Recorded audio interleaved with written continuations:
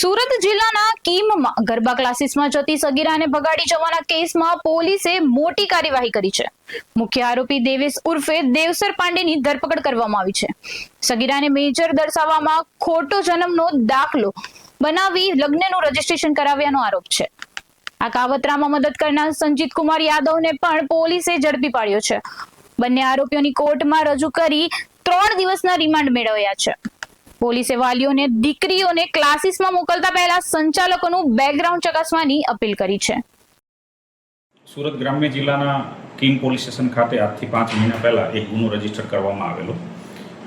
એ ગુનો જે છે એ પોક્સો એક્ટ તથા ભારતીય ન્યાય સંહિતાની વિવિધ કલમો તળે દાખલ કરવામાં આવેલો। બનાવની હકીકત એવી છે કે આ કામના જે ફરિયાદી છે એમની દીકરી જે સગીર વયની છે તે કીમ ખાતે કોઈ ગરબા ક્લાસીસમાં જતી હશે અને ત્યાં ગરબા ક્લાસીસના સંચાલક છે જે હાલના ગુનાના આરોપી છે એમની સાથે સંપર્કમાં આવતા આ કિશોરીને લલચાવી ફોસલાવી અને લગ્ન કરવાની લાલચ આપી એને ભગાડી ગયેલ હતા અને આ કામના આરોપી છેલ્લા 5 મહિનાથી વોન્ટેડ હતા।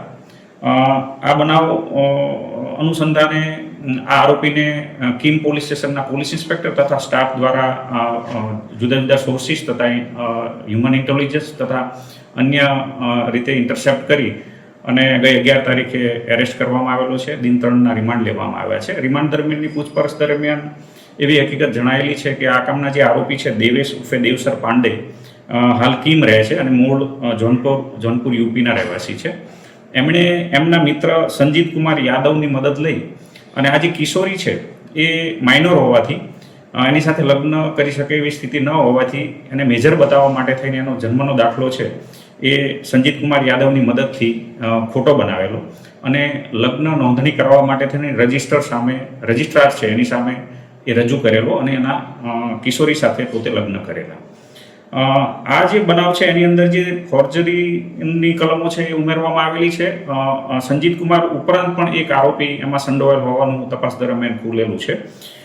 અન્ય કોણ કોણ આ ગુનામાં સંડોવાયેલું છે, આ ફોર્જરી ક્યાં કરવામાં આવેલી છે, અન્ય કોઈ પણ પ્રકારના બીજા ગુના આચરેલ છે કે કેમ એ દિશામાં હાલ પોલીસ રિમાન્ડ તળેના જે બંને આરોપીઓ છે દેવેશ અને સંજીત કુમાર બંનેની વિગતવારની પૂછપરછ ચાલુ છે।